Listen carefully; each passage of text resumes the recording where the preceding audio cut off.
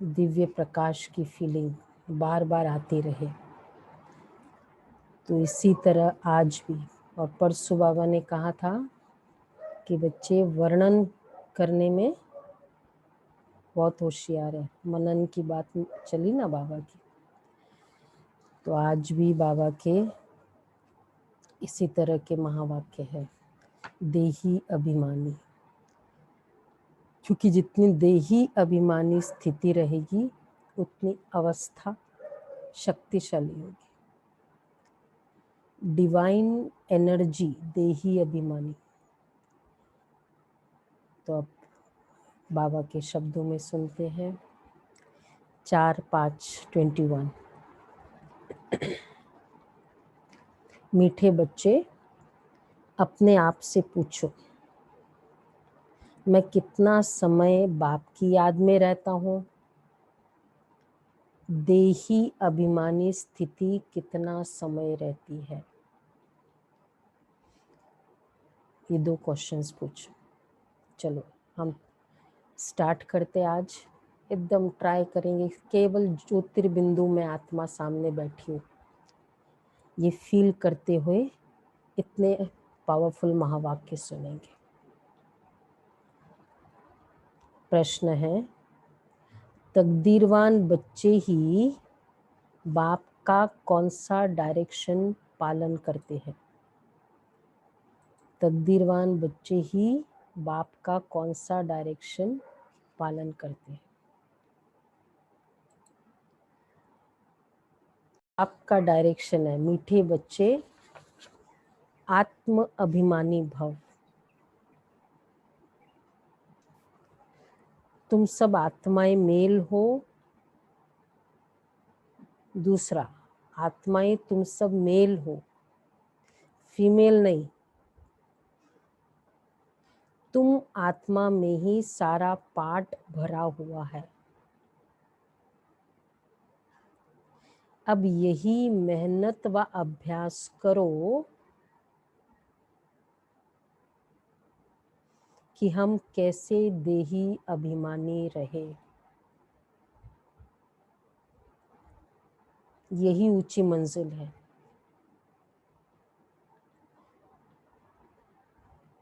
तो कैसे देही अभिमानी रहे, अब ये सोचो पूरे मुरली में कि एक तो अभी तो करेंगे ही, लेकिन पूरे दिन चलते फिरते हम कैसे देही अभिमानी रह सकते। मैं आत्मा पाठ बजा रही हूँ, ये आत्मा देही अभिमानी स्वयं के प्रति और फिर दूसरों के प्रति भी, वो बहुत इम्पोर्टेंट रह जाता है। फिर वो इजी हो जाता है ना, नहीं तो ओनली जब स्वयं के प्रति होगा तो दूसरों के प्रति भी होगा, लेकिन फिर भी कॉन्शियसली प्रैक्टिस करनी होगी।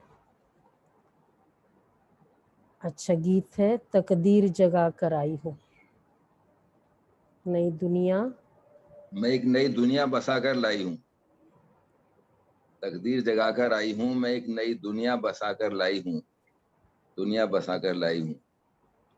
किसे दिल का सुनाऊं फसाना, किसे दिल का सुनाऊं फसाना। आंख मिलते ही बदला जमाना, आंख मिलते ही बदला जमाना।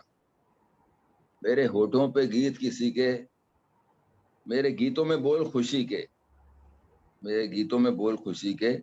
चुने कुछ नगमे चुरा कर लाई हूँ। तकदीर जगा कर आई, तकदीर जगा कर लाई। हुआ चुपके इशारा, हुआ चुपके इशारा। मेरे दिल को मिला एक सहारा, मेरे दिल को मिला एक सहारा। आई मस्तानी रूतल बेली, दिल बेचा मोहब्बत ले ली, दिल बेचा मोहब्बत ले ली। किसी को इस दिल में छुपा कर लाई हूँ। तकदीर बना कर लाई हूँ, तकदीर जगा कर लाई। ओम शांति दीदी। बहुत अच्छा गीत है, किसी को दिल में छुपा कर लाई। एक्यूरेट है। ओम शांति। बाबा भी चुन चुन के गीत यूज करते थे। मीठे 49 का गीत है जी, 49 का गीत है दीदी। मीठे मीठे रूहानी बच्चों ने गीत सुना। रूहानी बच्चे अर्थात जीव की आत्माओं ने कहा कि हम नई दुनिया की तकदीर यानी स्वर्ग की तकदीर बनाकर रूहानी बाप के पास बैठे हैं। अब बच्चों को रूहानी अभिमानी अर्थात आत्माभिमानी बनना है। कई बार बाबा ने ध्यान दिलवाया, जितनी बार बाबा आत्माभिमानी कहते रहे ना, एकदम तुरंत फील करे, फोकस या विजुअलाइज कर ले, दिव्य प्रकाश। बड़े से बड़ी मेहनत है इसमें फील करना, इसलिए इसमें कमाल भी बहुत है। जिसमें मेहनत है उसमें प्राप्ति भी तो ज्यादा होती है। अपने को आत्मा समझो और ऐसे समझो मुझ आत्मा ने 84 जन्म लिए। देखो स्वयं को, अपने आप को, मैं कभी बैरिस्टर, कभी क्या बनाऊं। अपनी जर्नी को देखते जाए। आत्मा मेल है, सब ब्रदर्स है, न कि सिस्टर्स। पुरुष है ना, पुरुष और प्रकृति का खेल वैसे भी मानते हैं, वेदांत में बताते हैं। तो प्रकृति शरीर, पुरुष आत्मा। आत्मा कहती है मेरा शरीर है, तो उस हिसाब से आत्मा मेल, यह शरीर फीमेल हो गया। हर बात को अच्छी रीति समझना है। बाप बड़ी विशाल महीन बुद्धि बनाते हैं। वैसे भी मेल जेंडर का जनरल इंप्रेशन क्या है? मेल जेंडर मतलब पावरफुल, हेड, डोमिनेटिंग। हम कहते हैं ना डोमिनेटिंग। तो आत्मा रूलर है, पावरफुल है इस शरीर में। आत्मा डोमिनेट करती है ना शरीर को। संकल्प आया और वो कार्य किया, तो आत्मा पुरुष है। सारा मदार आत्मा पर है। ये बहुत बड़ी मेहनत है। जन्म जन्मांतर लौकिक बाप को याद किया, अब पारलौकिक बाप को याद करना है। अपने को घड़ी घड़ी आत्मा समझना है। बार बार संकल्प आ रहा है, ज्योतिर्बिंदु, एकदम चमकता हुआ बिंदु, बार बार फील करें मुरली के समय। तो ये बहुत बड़ी मेहनत है। हम आत्मा ही शरीर लेते हैं। अभी हम आत्माओं को बाप पढ़ाते हैं। यह है रूहानी ज्ञान जो रूहानी बाप देते हैं। पहली मुख्य बात, बच्चों को देही अभिमानी हो रहना है। देही अभिमानी हो रहना, यह बड़ी ऊंची मंजिल है। इस कॉन्शियसनेस में रहना, मैं आत्मा हूँ, ये आत्मा मेरे घर में आई है पाठ बजाने। ये आत्मा अपना सब हिसाब किताब लेकर आई है।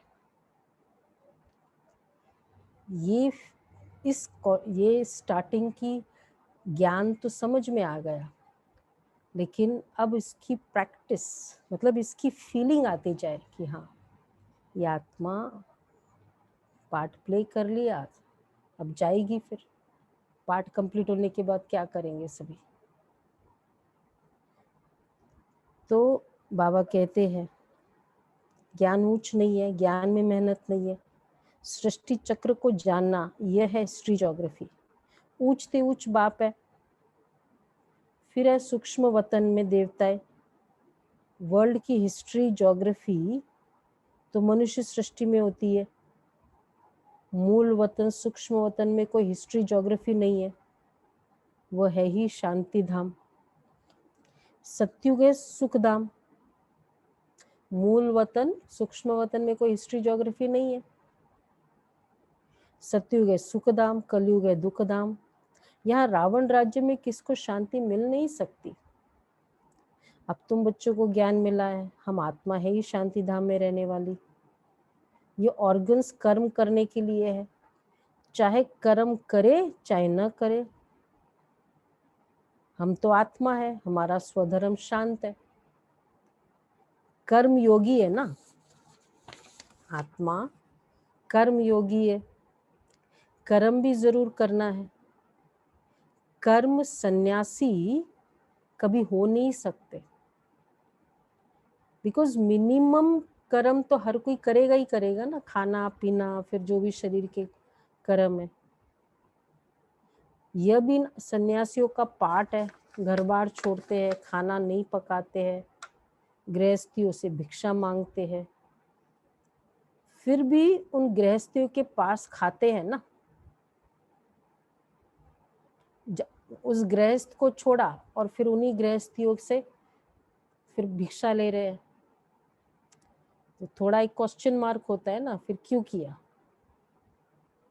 वहां कर्मेंद्रिया ही नहीं, तो कर्म कैसे करेंगे? कहाँ? परम धाम। तो यहाँ ये इसको कर्म क्षेत्र कहते हैं। कर्म क्षेत्र पर सबको आना पड़ता है, वह शांति धाम अथवा मूल वतन। देखो, समय प्रति समय बाबा ने कहा ही है, संसार में जब जब कोई चीज की बहुत अति हुई तो उसको स्टॉप करने के लिए, जैसे शुगर बहुत बढ़ जाता है तो क्या करते हैं, तुरंत उसको वो स्टॉप करने के लिए ऐसा कोई डोज देते हैं ना। वो कोई सोल्यूशन नहीं है, लेकिन वो इतना ज्यादा बढ़ा हुआ है, उसको स्टॉप करने के लिए ये डोज देना जरूरी होता है। तो इसी तरह जब बहुत चीज वो अपवित्रता बढ़ ही रही थी, तब बाबा ने ये टाइम टू टाइम, जैसे संन्यास मार्ग की स्थापना हुई थी, थोड़ा कंट्रोल में तो हुआ, सॉल्यूशन नहीं था, क्योंकि वो तो एकदम दमन वाली स्थिति थी ना, उनकी तो स्टाइल ही दमन वाला था। तो बाबा कहते तो उस समय के हिसाब से ठीक है,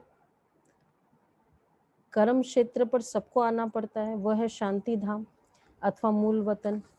ऐसे नहीं कि ब्रह्म में आत्मा को लीन होना है, आत्मा शांति धाम में रहने वाली है, फिर यहाँ कर्म क्षेत्र पर पाठ बजाने आती है। यह डिटेल की बातें, नट शेल में तो कहते हैं अपने को आत्मा निश्चय करो और बाप को याद करो।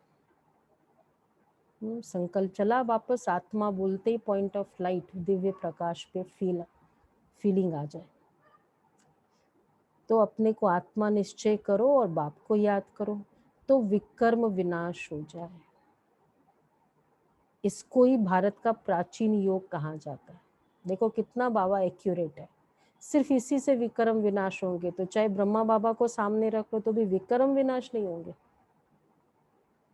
दादी बाप दादा आते हैं अव्यक्त रूप में, विक्रम विनाश नहीं होंगे, केवल वो मोटिवेशन मिलेगी ताकि हेल्प हो जाती है। आत्मा समझ बाप को याद करो तो विक्रम विनाश हो जाए। इसको ही भारत का प्राचीन योग कहा जाता है। वास्तव में इनको योग भी नहीं कहना चाहिए, क्या कहना चाहिए? याद। इसमें मेहनत है, एक्चुअली याद ही तो है ना। योग वर्ड थोड़ा डिफिकल्ट हो जाता है। योग वर्ड हम थोड़ा उसको सोफिस्टिकेटेड ऑफिशियल प्रेजेंटेशन करनी होती है, तब कहते हैं योग। एक्चुअली क्या है? रिमेम्बर, याद। इसमें मेहनत है, योगी बहुत कम बनते हैं। योग की शिक्षा पहले चाहिए, बाद में बाबा कहते हैं पहले योग की शिक्षा होनी चाहिए, बाद में ज्ञान। पहले पहले है बाप की याद। आज बाबा का पूरा फोकस आत्मा समझ के बाप को याद करो। ज्ञान की यात्रा नहीं है, इसमें बहुत मेहनत करनी पड़ती है।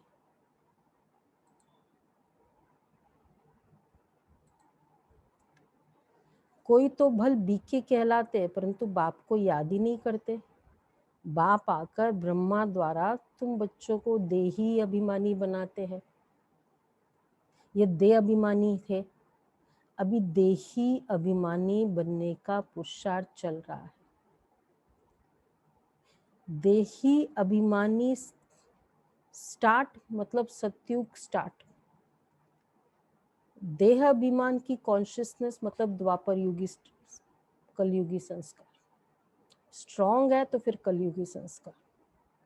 तो जितना पूरे समय मेरी सतो प्रधान स्थिति है सतयुगी या फिर द्वापर कलयुगी स्थिति।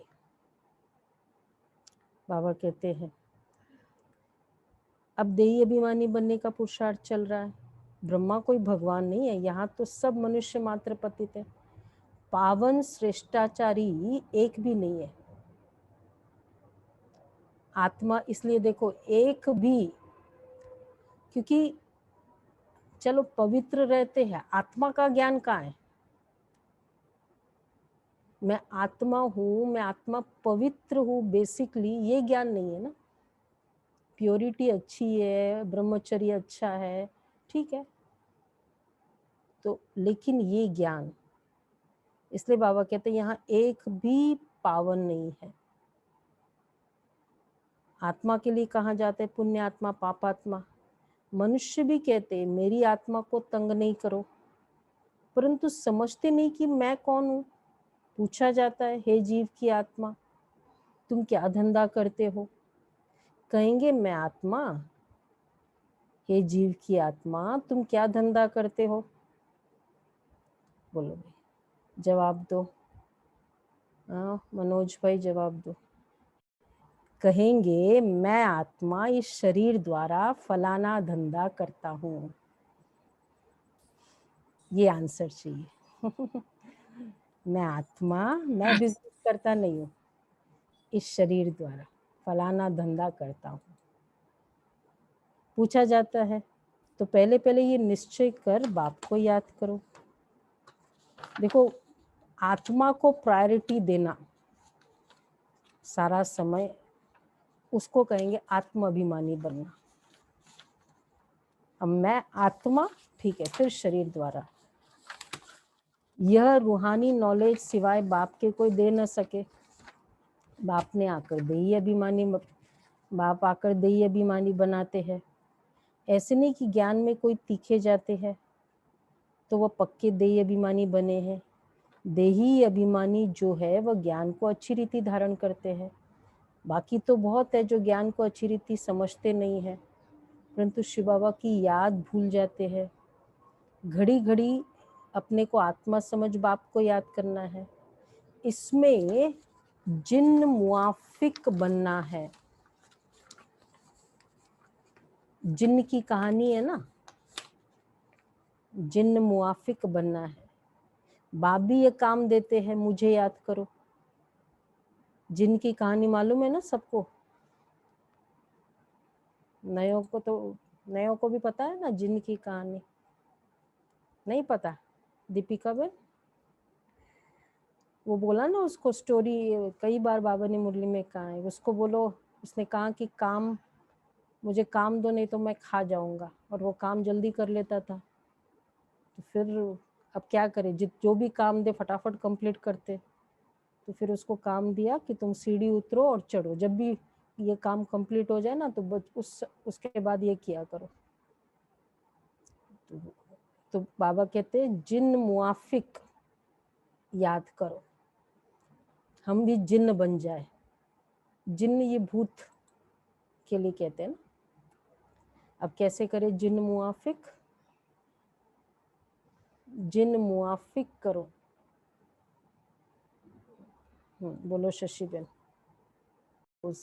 बस बाबा और मैं, कुछ और कोई बुद्धि में नहीं। एक फ़ोन किया, वेट करना है उसके कॉल आने तक, 1 मिनट 10 सेकंड टाइम मिला, ऊपर चले जाओ। जिन मुआफिक, ये प्रोग्रामिंग देनी होती है। जैसे वो जिन को ट्रेनिंग देनी, मतलब इंस्ट्रक्शन देना था ना, इसी तरह माइंड को भी इंस्ट्रक्शन देना होगा कि आज मैं सारा दिन जिन मुआफिक करूँगी। तो बाप भी ये काम देते हैं। जितना बाप को याद करेंगे तो विक्रम विनाश होंगे और तुमको बहुत कशिश होगी। माया उल्टा बनाकर तुमको बहुत तूफान में लाएगी। बुद्धि में यही याद रहे कि हम आत्मा बाप के बच्चे हैं, बस इस खुशी में रहना है। देहाभिमान में आने से माया चमाट लगाती है, हातम ताई का खेल भी दिखाते हैं, मोलारा डालने से गुम हो जाते हैं। तुमको भी माया तंग नहीं करेगी। 2 जनों का खेल बताते हैं ना, इसका सार यही है कि अगर एक जन को जैसे जनरली क्या होता है, एक जन गर्म होता है, बोलता है, तो दूसरे का क्या हो जाता है, फिर उसको भी मोटिवेट, एक्टिवेट हो जाता है ना, वो भी दो शब्द बोलने के लिए जैसे इच्छा हो जाती है। तो फिर बोला मोलरा डाल दो, तो फिर तो एक इतना ही चुप रहेगा, ये बात बढ़ेगी नहीं।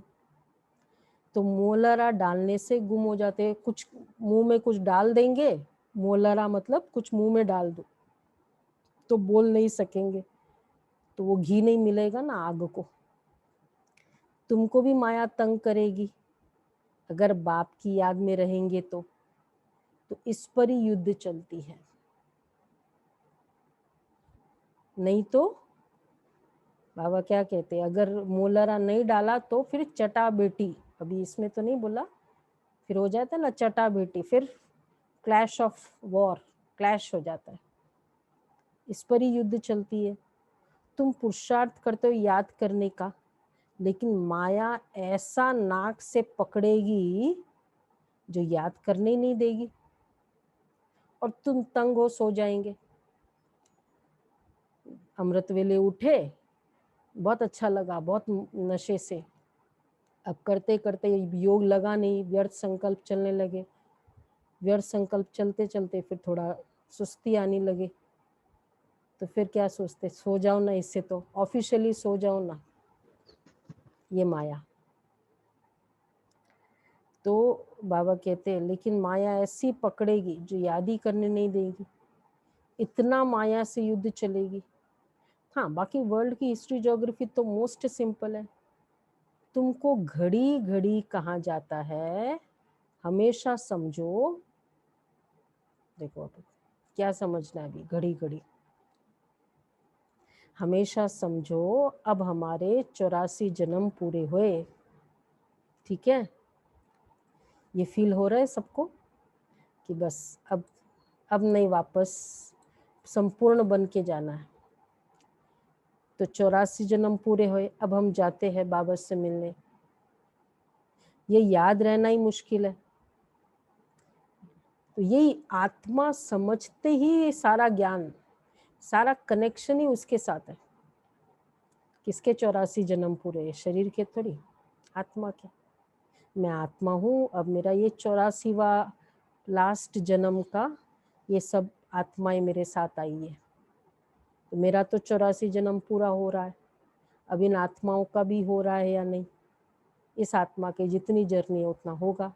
तो बार बार जब जब हम अगर पूरे दिन आज सोल कॉन्शियसनेस के प्रैक्टिस में स्वयं का दिव्य प्रकाश तो ठीक है, लेकिन हाँ ये आत्मा जिसको देखो ना, थोड़ा उसकी और गहराई से फील करे उस आत्मा की, कि हाँ ये आत्मा, ये बहू सामने है ना, लेकिन ये इस आत्मा का अपना लास्ट जन्म तो हमारा भी है, इसका भी है, पर इस आत्मा ने पता नहीं कितने लिए, कम है ज़्यादा है, ज्ञान में नहीं है, तो इस आत्मा का उसका अपना, मतलब इस तरह से जब जन्मों का आत्मा की फीलिंग होगी ना, तो थोड़ा बियॉन्ड जाएंगे।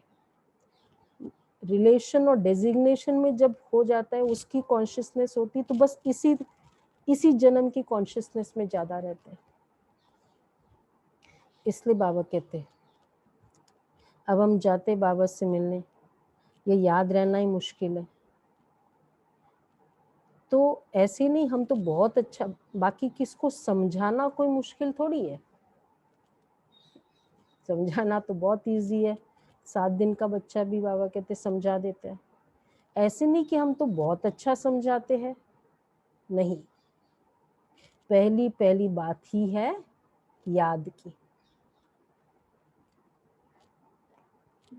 पुरुषार्थ की बात है ना, समझाना में क्या है। प्रदर्शनी में ढेर आते हैं, संडे भी बाबा ने कहा ना बच्चे, वर्णन करने में तो बहुत मेजॉरिटी का है कैटेगरी, उसमें पहले पहले ये सबक सीखना है कि अपने को आत्मा निश्चय कर बाप को याद करो, तो तमो प्रधान से सतो प्रधान हो जाएगी। आत्मा की फीलिंग आई,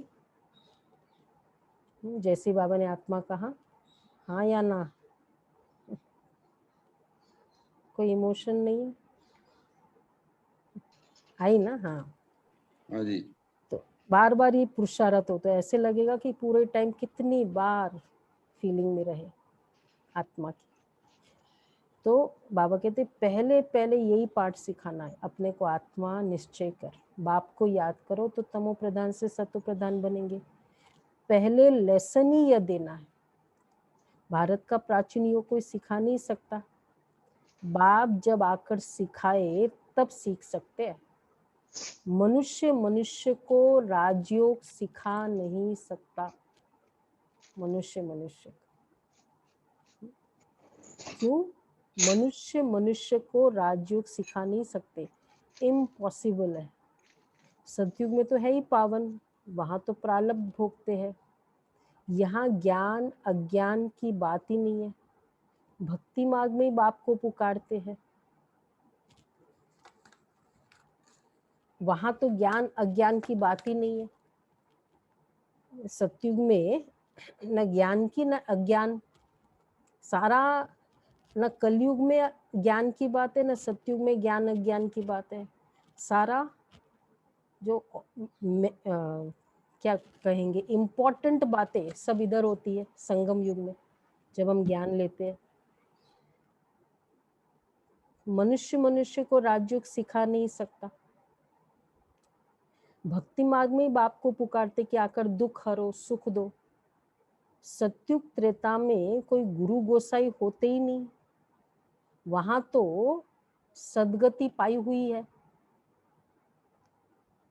सदगति का वर्षा 21 जन्म के लिए तुम पा सकते हो। 21 पीढ़ी कहते हैं ब्रह्मा कुमारी वह जो 21 पीढ़ी का उद्धार करे। मतलब कौन है ब्रह्मा कुमारी जो 21 पीढ़ी का उद्धार करती है? किसे बाबा कहना चाहते हैं उसको? जो बाबा के बच्चे हैं, घर गृहस्थी में लगे हुए भी बाबा के बच्चे हैं और जान सुनाने, तो वो दूसरी आत्मा का 21 जन्म का उद्धार कर रही है ना। वो भी ठीक है कि कन्याओं के लिए वो तो एक इम्प्रेशन तो वहाँ वालों का है, कंसेप्ट ये भक्ति मार्ग में। पर वास्तव में जो भी ब्रह्मा कुमार कुमारी होगा तो 21 जन्म का 21 पीढ़ी का उद्धार करेगा ही। आप जिसको भी ज्ञान में लेकर आए, कितने जन्मों का उद्धार हो गया उसका। तो बाबा कहते हैं कि 21 पीढ़ी का वर्षा मिलता है, वहां तुम एक ही देवी देवता धर्म वाले होते हो। तो कहते ब्रह्मा कुमारी वह जो 21 पीढ़ी का उद्धार करे। ये 21 वर्ड क्यों वहां आया? इसी कारण आया। ये भारत में ही गाया जाता है, भारत में तुमको 21 पीढ़ी का वर्षा मिलता है। वहां तुम एक ही देवी देवता धर्म वाले होते हो, दूसरा कोई धर्म ही नहीं है। बाप आकर तुमको मनुष्य से देवता बनाते हैं। पवित्र होने बिगर हम वापस जा कैसे सकते? यहाँ तो सब विकारी पतित है। जो धर्म स्थापक है वह फिर पालना करते हैं, उनके धर्म की वृद्धि होती जाती है। वापस कोई भी जा नहीं सकता, एक भी एक्टर वापस जा नहीं सकता। ये लॉ है, क्लियर है ना? एक भी वापस जा नहीं सकता का मतलब है, बोलो दीपिका बहन बताओ, एक भी वापस कोई जा नहीं। ताकि कोई क्वेश्चन न सोचते थे कि वही हाईएस्ट है, निवृत्त हो जाना ये हाईएस्ट है, तो फिर हाईएस्ट के लिए क्या कहेंगे? ये तो चला गया, भगवान में मर्ज हो गया। और जब तक बाबा लेने ना आए। हाँ, भगवान लेने ना आए। बाबा कहते जाने का रास्ता भी तो पता हो ना। किसी को रास्ता ही नहीं पता जब तक मैं नहीं आऊं तो कैसे जाएंगे वैसे भी? तो इसलिए जाता कोई नहीं है वापस। इसलिए चाहे वो क्राइस्ट की आत्मा हो चाहे बुद्ध की आत्मा हो, बाबा कहते इसी संसार में है। तो जब तक पूरा समझा नहीं है वहां तुम सुख में हो। वैसे भारत को भी महिमा अपरंपार है। भारत क्या था, ऐसा किसने बनाया? बाप ने। किसकी महिमा गाते हैं? बाप ही आकर बच्चों को विश्व का मालिक बनाते हैं। जो जो धर्म स्थापक है वही फिर पालना करते हैं, उनके धर्म की वृद्धि होती जाती है। सबको सतो प्रधान सतो रजो तमो में आना ही है, ये भी बहुत इंपॉर्टेंट है। ऊपर कैसे जाएंगे? सतो रजो तमो में आना है। तो अगर उनकी अभी सतो प्रधान स्टेज है, जब वो ऊपर आए तो अभी तो रजो और तमो वाली स्टेज तो बाकी है उनकी। चारों फेजेस से गुजरे बिगर कोई आत्मा ऊपर जा ही नहीं सकती। ये भी लॉ है। दूसरा लॉ ब्रह्मा के लिए भी कहते हैं, ब्रह्मा का दिन ब्रह्मा की रात। तो क्या सृष्टि में अकेला ही ब्रह्मा होगा क्या? ब्रह्मा की रात और ब्रह्मा का दिन, कितनी लॉजिकल पॉइंट है। पूरे सृष्टि में ओनली ब्रह्मा होगा क्या? जब ब्रह्मा की रात है तो पूरी सृष्टि की रात थी ना। ब्रह्मा की रात क्यों कहते हैं? बाबा बोलते ना ब्रह्मा मतलब ब्राह्मण। और सत्युग त्रेता में सतो प्रधान स्टेज हम बच्चों की, तो ब्रह्मा का दिन। इसलिए कहते हैं एक ब्रह्मा के दिन में कितनी 100 एक बार सृष्टि आती है, और ऐसे 100 ब्रह्मा के दिन होते हैं, तब एक कल्प होता है। मतलब वो बड़ा कैलकुलेशन है उनका। तो बाप ने जिसकी महिमा गाते हैं, बाप ही आकर बच्चों को विश्व का मालिक बनाते हैं। वहां तुम सुख में हो, शांति में भी हो, और बाकी आत्मा शांति में रहती है। अभी तुम ब्राह्मण कुल में के बन रहे हो, तुम रात में थे अब दिन में जा रहे हो। तुमको समझाया है कि कितना समय पूज्य पने में रहते हो, कितने जन्म पुजारी में रहते हो। जब तक बाप ना आए तब तक कोई भ्रष्टाचारी से श्रेष्ठाचारी बन न सके। भ्रष्टाचारी उनको कहा जाता है जो विकार से पैदा होते, उसको बाबा भ्रष्टाचारी, विकारी स्टाइल से, भोगी स्टाइल से पैदाइश, इसको बाबा भ्रष्टाचार कहते हैं। श्रेष्ठाचारी मतलब सत्युगी स्टाइल, योग बल से पैदाइश, वो श्रेष्ठाचारी। तो जब तक पूरा नहीं समझे तो उल्टे सुल्टे प्रश्न करेंगे। तुमको समझाना है भारत बहुत ऊंच था, जैसे ईश्वर की महिमा अपरम अपार है, वैसे भारत की भी महिमा अपरम अपार है। भारत क्या था, ऐसा किसने बनाया? बाप ने, जिसकी महिमा गाते। बाप ही आकर बच्चों को विश्व का मालिक बनाते। मनुष्य मात्र को दुर्गति से सदगति में ले जाते हैं, शांति धाम में ले जाते, जिसके लिए मनुष्य पुरुषार्थ करते। इसको उसको अटल सुख, अटल शांति, अटल पवित्रता कहा जाता है।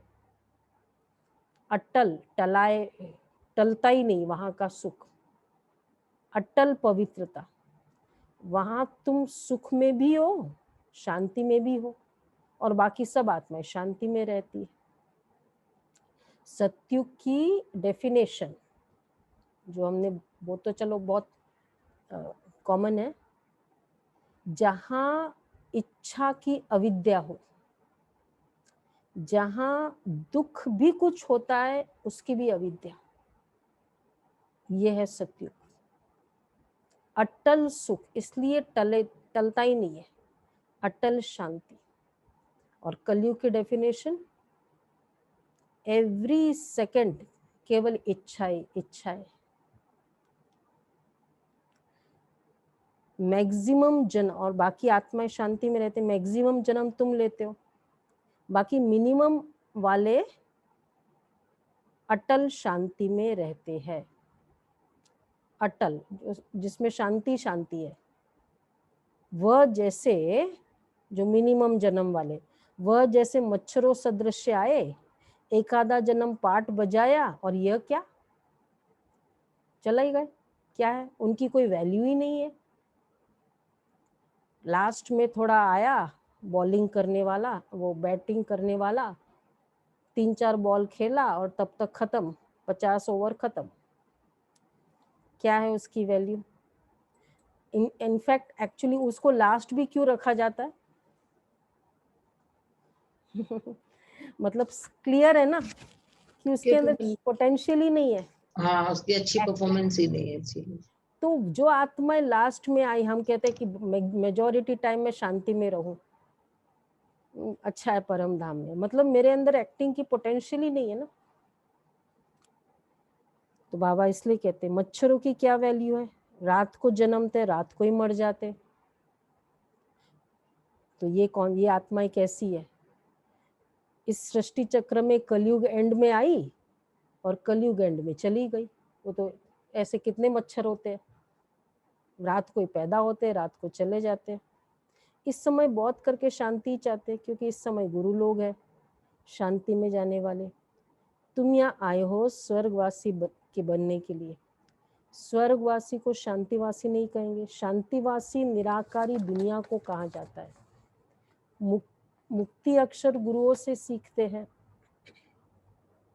माताएं व्रत नेम रखती है वैकुंठपुरी में जाने के लिए। कोई मरता है तो भी कहते स्वर्गवासी हुआ, कोई होता नहीं है लेकिन भारतवासी हेवन को ही मानते हैं, समझते भारत पैराडाइज था। शिव बाबा भारत में ही आकर स्वर्ग की रचना रचते हैं, तो जरूर यहाँ ही रचेंगे।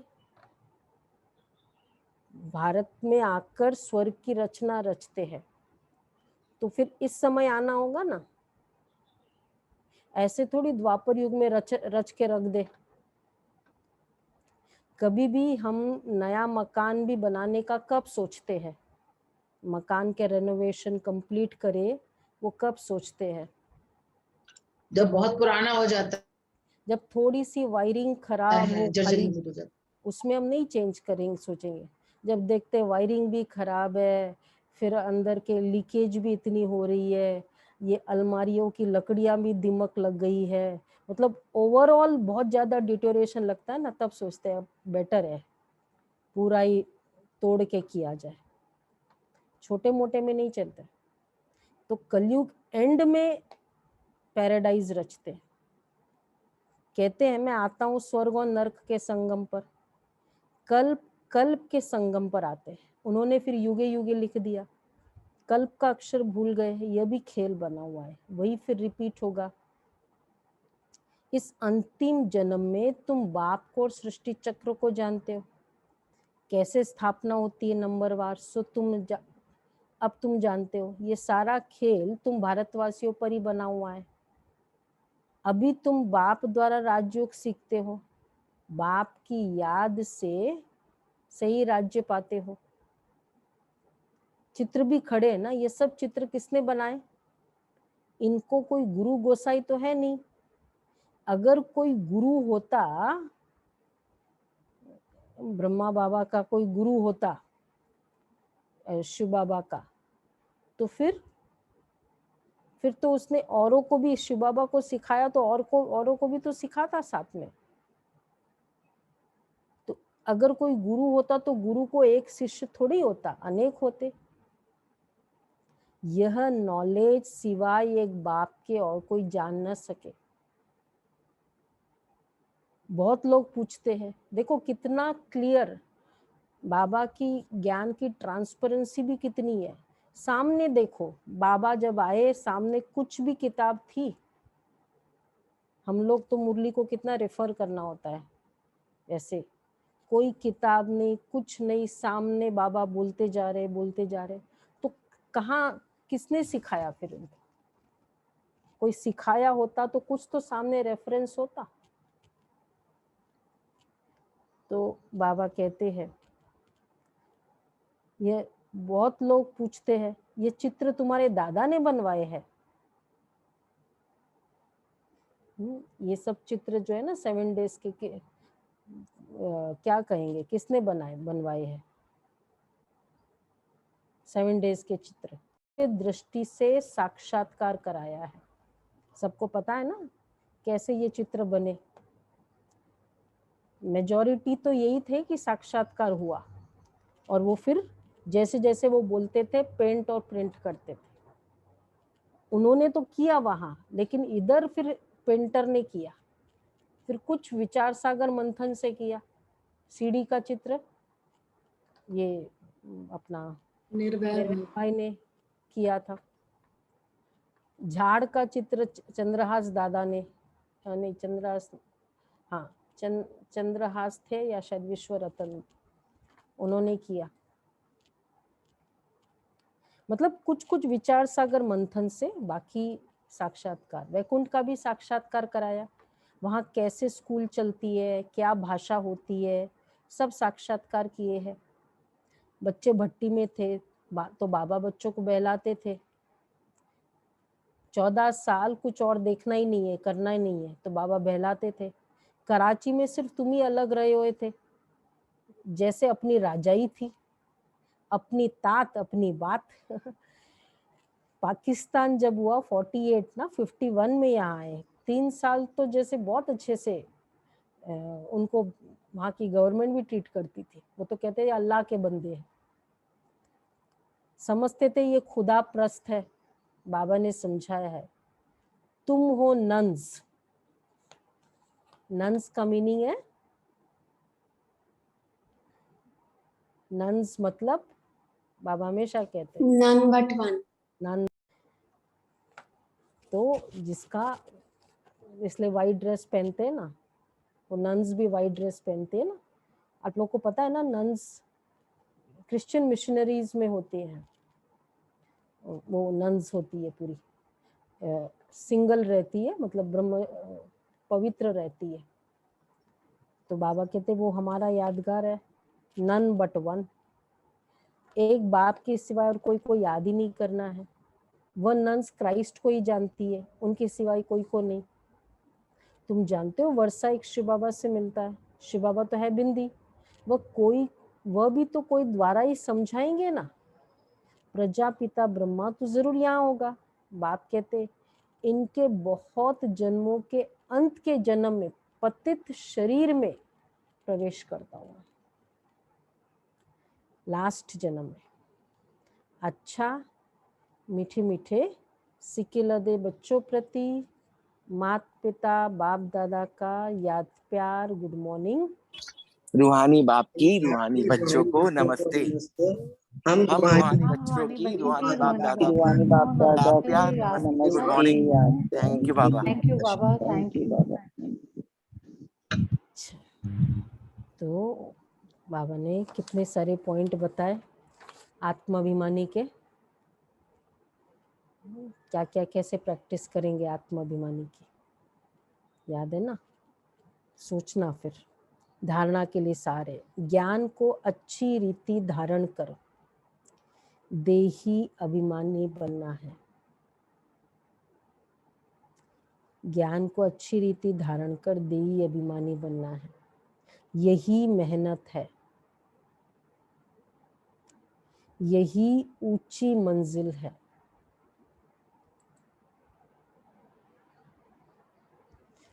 इस मेहनत से आत्मा को सत्वप्रधान बनाना है।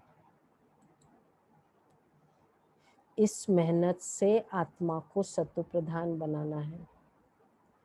दूसरा है जिन बनकर याद की यात्रा करनी है।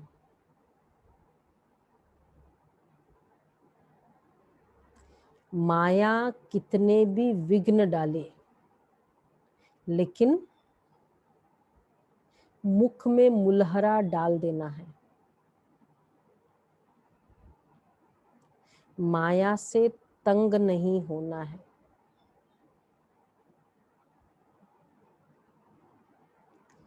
एक की याद में रहकर तूफान हटा देने हैं। एक की याद में रहकर तूफान हटा देने हैं। अच्छा, वरदान है,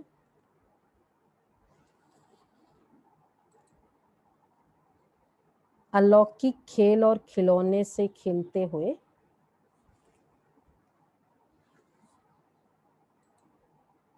अलौकिक खेल और खिलौने से खेलते हुए सदा शक्तिशाली बनने वाले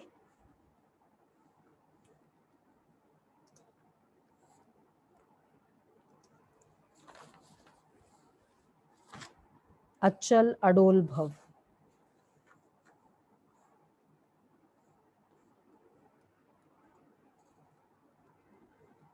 अलौकिक खेल और खिलौने से खेलते हुए शक्तिशाली बनने वाले अचल अडोल भव।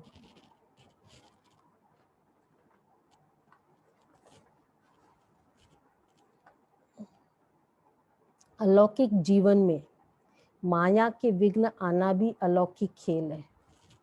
जैसे शारीरिक शक्ति के लिए खेल कराया जाता है, ऐसे अलौकिक युग में परिस्थितियों को खिलौना समझकर ये खेल अलौकिक खेल खेलो।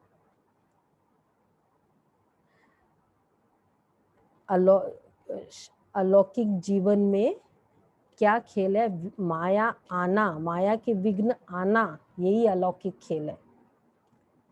जैसे शरीर के अच्छे के लिए भी गेम्स कराते हैं ना, एक होते ब्रेन के गेम्स होते, मेंटल गेम्स होते, और एक होते फिजिकल गेम्स। ऐसे अलौकिक युग में परिस्थितियों का खिलौना समझकर ये अलौकिक खेल खेलो। कभी हेडेक हो गया, ये खेल हुआ। कभी किसी ने जोर से बोला, ये खेल हुआ। कितने सारे खेल होते पूरे दिन में होते ना, खेल खेल रहे।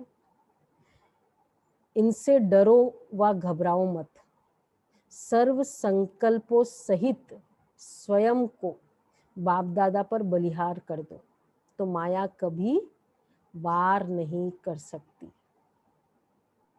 क्या करना है, कैसे खेल को जीतना है? सर्व संकल्पों सहित स्वयं को बाप दादा पर बलिहार कर दो। ऐसे कोई खेल आए, तुरंत बाबा, प्यारे बाबा आओ, मदद करो, मैं आपकी, आप मेरे।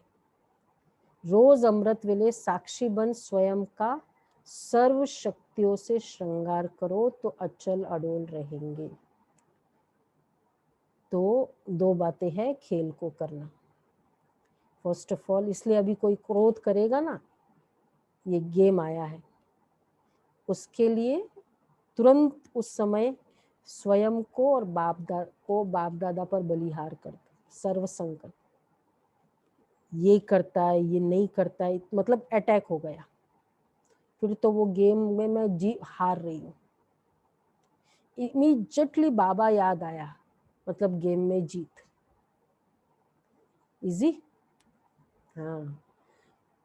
और दूसरा, अमृत वेले सर्व शक्तियों का श्रृंगार, तो बहुत अच्छा स्वमान रहेगा। पूरे दिन आत्माभिमानी बनना ही है, और ये स्वमान है कि मैं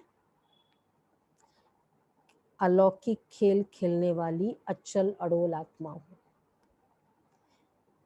माया के अलौकिक खेल खेलने वाली अचल अडोल आत्मा हूँ। तो दो बातें याद रखेंगे, खेल मतलब माया के विघ्न, परिस्थिति इज अ खेल, और उस समय मुझे मेथड दो यूज करना है। एक तो सर्व संकल्पों से बाप दादा पर न्योछावर, और दूसरा अमृत वेले सर्व शक्तियों का श्रृंगार। स्लोगन है, कोई भी संसार समाचार सुनना सुनाना, क्या है ये, सुनो अभी। बाबा ने बहुत अच्छी पावरफुल बात कही। कोई भी संसार समाचार सुनना और सुनाना, यह बीमारी फैलाना, गंदगी फैलाना, यह भी स्वयं में कीचड़ा जमा करना है।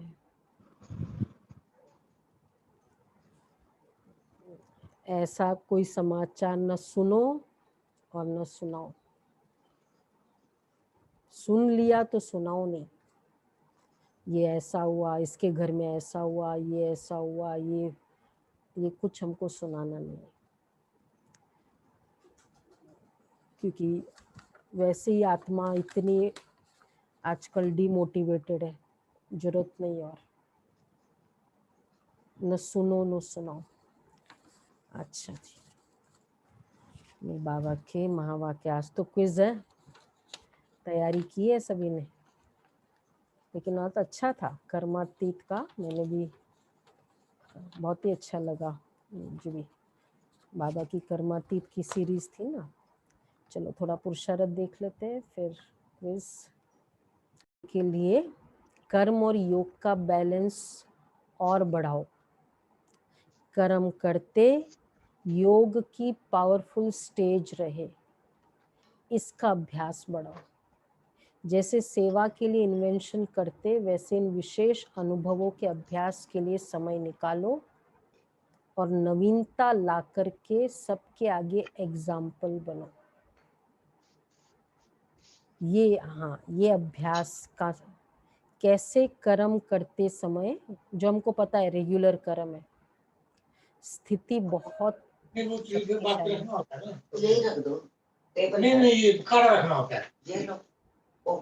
तो ये करना है, ठीक है,